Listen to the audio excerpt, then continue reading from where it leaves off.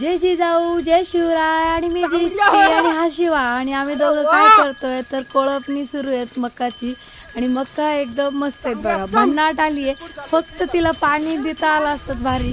आता आम्ही त्याला माती लावतोय, माती त्याला म्हणजे त्याला चांगली बाउंडिंग. याच्यानंतर याच्यामध्ये काही दुब्बा बिब्बा हाणता येणार नाहीये, कारण आताच थोडं इकडं तिकडं जरी सरकलं तरी पण झाडं मोडताय. तर त्यासाठी ही लास्टवाली आहे कोळपणी आणि या कोळपणीमध्ये चांगलं तिला माती भर द्यायची आहे, मातीची भर.